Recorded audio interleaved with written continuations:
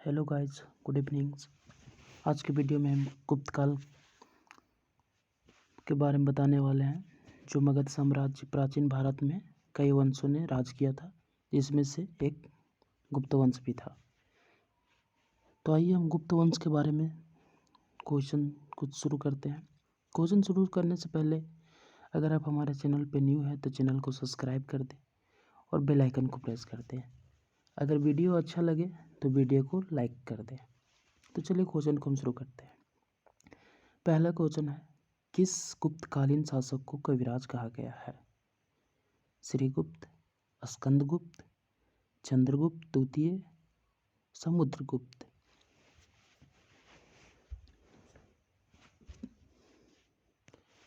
इस प्रश्न का सही उत्तर हो जाएगा समुद्रगुप्त, जिसे गुप्तकालीन शासकों को कविराज कहा गया है। चलिए दूसरा क्वेश्चन को शुरू करते हैं।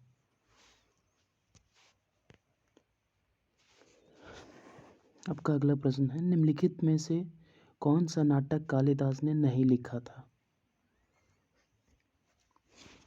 आपका ऑप्शन हो जाता है मालविका निमित्रम, विक्रमोर्वशीयम, जनहीकरण, अभिज्ञ शकुंतलम। तो आपका इस प्रश्न का उत्तर हो जाएगा जनहीकरण, जिसे कालिदास ने नहीं लिखा था। चलिए तीसरे प्रश्न की ओर चलते हैं।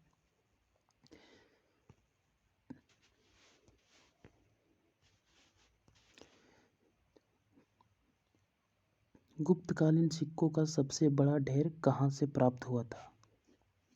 तो दोस्तों, गुप्तकाल जब शुरू हुआ था, जब चल रहा था, तो उस समय बहुत सारे सिक्के कहीं दबे हुए थे।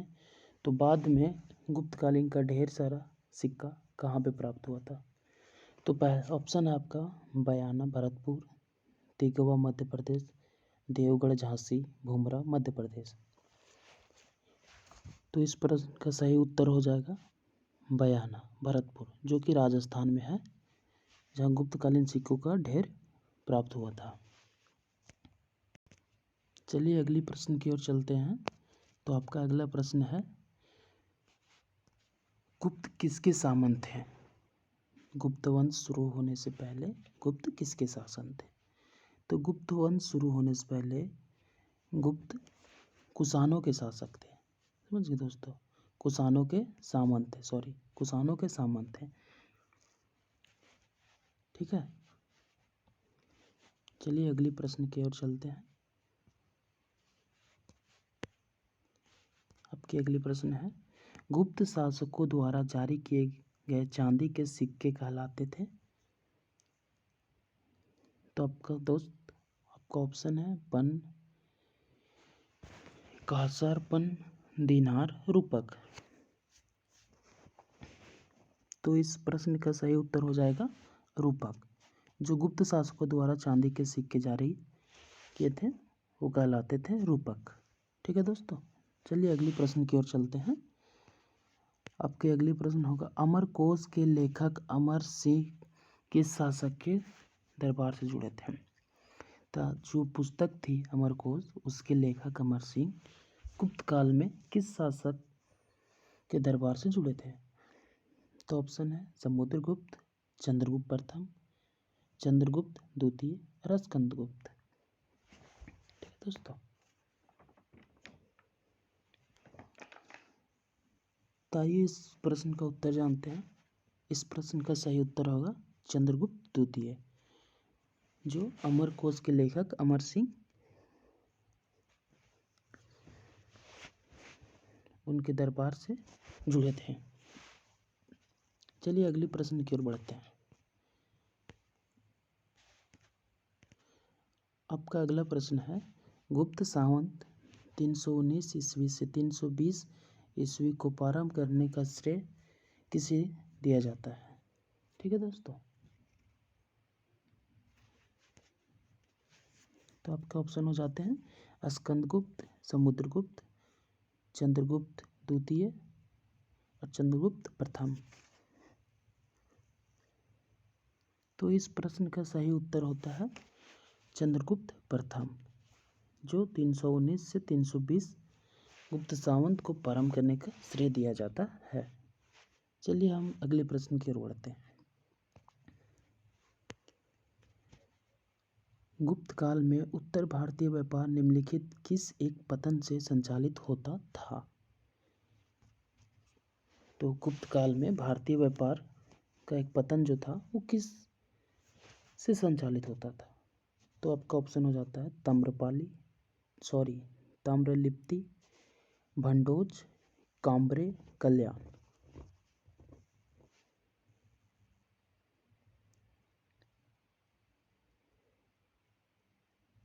तो इस प्रश्न का सही उत्तर हो जाएगा ताम्रलिप्ति, जो गुप्त काल के भारतीय व्यापार के पतन से संचालित होता था। ठीक है दोस्तों, चलिए हम अगले प्रश्न की ओर चलते हैं।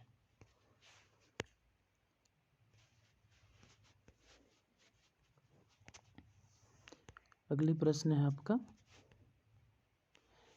तांबा का सिक्का जारी करने वाला पहला गुप्त शासक कौन था? तांबा का सिक्का जारी करने वाला पहला गुप्त शासक कौन था, जो आपको बताना है। ठीक है, ऑप्शन आपके सामने है।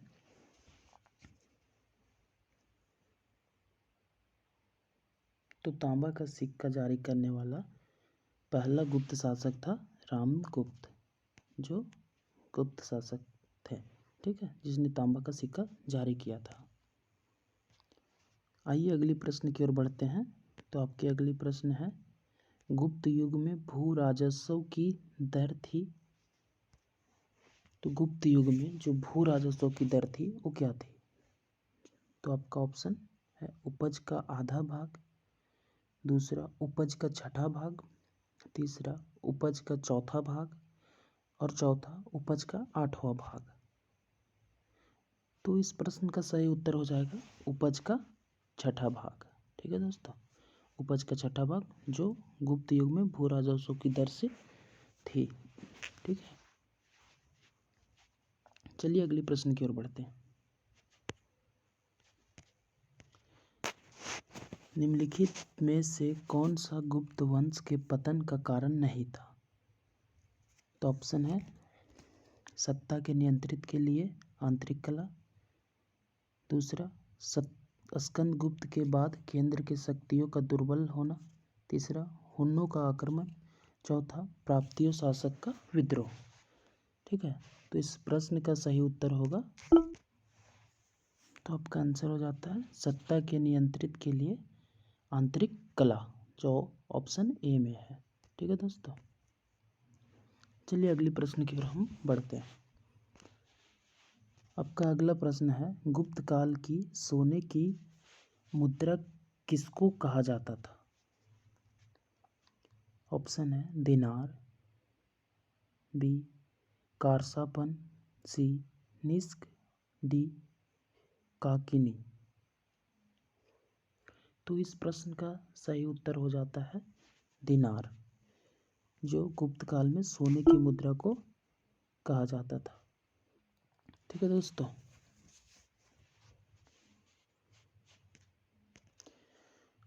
चलिए अगले प्रश्न की ओर बढ़ते हैं।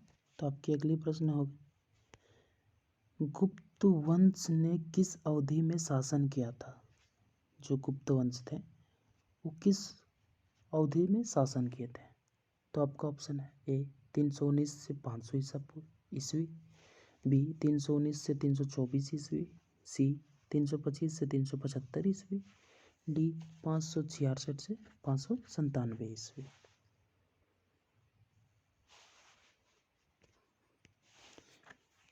तो आपका आंसर हो जाएगा ऑप्शन ए 319 से 500 ईस्वी तक। चलिए हम अगली प्रश्न की ओर बढ़ते हैं। आपके अगली प्रश्न है, गुप्त काल के सर्वाधिक लोकप्रिय देवता कौन थे? जो गुप्त काल के पूर्वज देवता थे, कुल देवता, वो कौन थे? तो आपका ऑप्शन है ए शिव, बी बुद्ध, सी विष्णु, डी सूर्य। तो इस प्रश्न का सही उत्तर है ऑप्शन सी विष्णु, जो गुप्त कालों की कुल देवता थे, जिसे हम लोकप्रिय देवता उन लोग कहते थे। ठीक है, चलिए अगली प्रश्न की ओर हम बढ़ते हैं। तो आपके अगले प्रश्न है, कुछ विद्वानों के अनुसार कवि कालिदास किसके राजकवि थे? ठीक है, तो आपका ऑप्शन है ए हर्ष, बी चंद्रगुप्त द्वितीय विक्रमादित्य, सी समुद्रगुप्त, डी चंद्रगुप्त मौर्य। तो इस प्रश्न का सही उत्तर हो जाएगा ऑप्शन बी चंद्रगुप्त द्वितीय विक्रमादित्य, जो कुछ विद्वानों के अनुसार कवि कालिदास चंद्रगुप्त द्वितीय विक्रमादित्य के कवि थे, जो राजकवि थे। ठीक है, चलिए हम अगले प्रश्न की ओर बढ़ते हैं। आपके अगले प्रश्न है, स्कंदगुप्त को किस स्तंभ लेख से शाक्रोपम कहा गया है? आपका ऑप्शन है कहोम स्तंभ लेख, बी जूनागढ़ अभिलेख, सी प्रयाग प्रशस्ति, सी मंदसौर लेख। तो इस प्रश्न का सही उत्तर हो जाएगा ऑप्शन ए कहोम स्तंभ लेख। ठीक है दोस्तों, चलिए हम अगले प्रश्न की ओर बढ़ते हैं। आपके अगले प्रश्न है, फाहियान किसके शासनकाल में भारत आया था? ठीक है, आपका ऑप्शन है हर्षवर्धन, बी चंद्रगुप्त द्वितीय, सी अशोक और डी चंद्रगुप्त प्रथम। तो इस प्रश्न का सही उत्तर हो जाएगा चंद्रगुप्त द्वितीय के शासनकाल में फाहियान भारत आया था, जो एक चीनी यात्री थे, चीन से आए थे। चलिए हम अगले प्रश्न की ओर बढ़ते हैं। आपके अगले प्रश्न है, महरौली दिल्ली स्थित लौह स्तंभ का निर्माण किस सदी में हुआ था? दिल्ली में जो स्थित महरौली लौह स्तंभ थी वो किस सदी में निर्माण हुई थी? तो आपका ऑप्शन हो जाता है द्वितीय सदी, बी तृतीय सदी, डी सप्तम सदी और डी चतुर्थ सदी में। ठीक है, तो इस प्रश्न का सही उत्तर हो जाता है ऑप्शन डी चतुर्थ सदी में। ठीक है दोस्तों, चलिए हम अगले प्रश्न की ओर बढ़ते हैं। अगले प्रश्न की ओर बढ़ने से पहले अगर आप हमारे चैनल में न्यू हैं तो चैनल को सब्सक्राइब कर दें और वीडियो पसंद आए तो चैनल को लाइक भी कर दें। चलिए अगले प्रश्न की ओर चलते हैं। आपका अगला प्रश्न है, उत्तर गुप्त युग में जो विश्वविद्यालय प्रसिद्ध हुआ था? आपका ऑप्शन है ए वल्लभी, बी कांची, सी तक्षशिला, डी नालंदा। तो इस प्रश्न का सही उत्तर हो जाएगा ऑप्शन डी नालंदा, जो उत्तर गुप्त युग में विश्वविद्यालय प्रसिद्ध हुआ था। ठीक है दोस्तों, चलिए हम अगले प्रश्न की ओर बढ़ते हैं।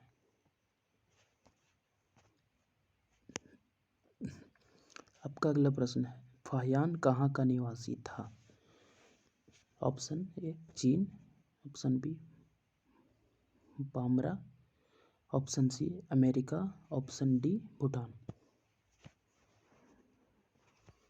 तो इस प्रश्न का सही उत्तर होगा ऑप्शन ए चीन। फाहियान जो था वो चीन का था। ठीक है दोस्तों,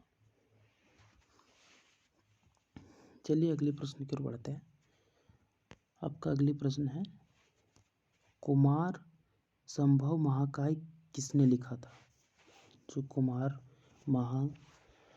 कुमार संभव महाकाव्य वो किसने लिखा था? ठीक है दोस्तों, तो कुमार आपका ऑप्शन हो जाता है ए वानभट्ट, बी चंद्र बरदाई, सी हरिकेश और डी कालिदास। ठीक है, तो इस प्रश्न का सही उत्तर होगा ऑप्शन डी कालिदास। कुमार संभव महाकाव्य जो लिखे थे वो कालिदास ने लिखे थे। चलिए बढ़ते हैं अगला प्रश्न की ओर। आपका अगला प्रश्न है, चंद्रगुप्त द्वितीय ने विक्रमादित्य की उपाधि कब धारण की थी?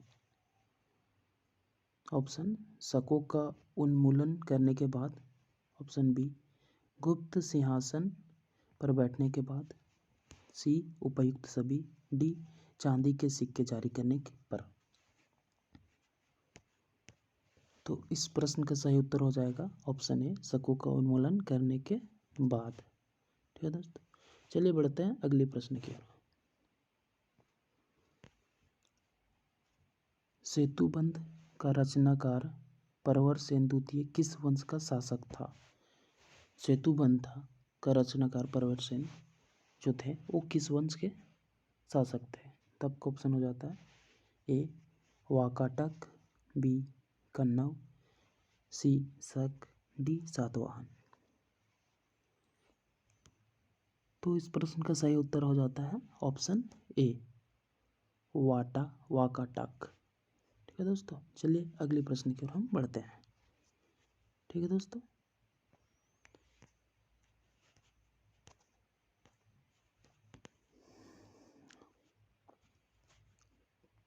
गुप्त राजवंश किस लिए प्रसिद्ध था? ऑप्शन साहित्य कार्यों का संरक्षण, ऑप्शन बी राजस्व एवं भूमि कर, ऑप्शन सी साम्राज्यवाद, डी कला एवं स्थापत्य। तो इस प्रश्न का सही उत्तर हो जाएगा ऑप्शन डी कला एवं स्थापत्य। ठीक है दोस्तों, गुप्त वंश के लिए प्रसिद्ध था जो। चलिए अगला प्रश्न की ओर पढ़ते हैं।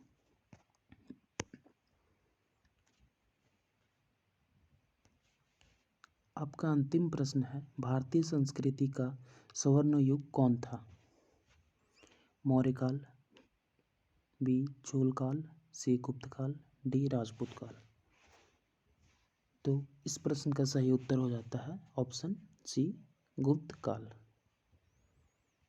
आज का क्वेश्चन यहीं तक। अगर वीडियो अच्छा लगे तो लाइक कर दें और बेल आइकन को प्रेस कर दें। धन्यवाद।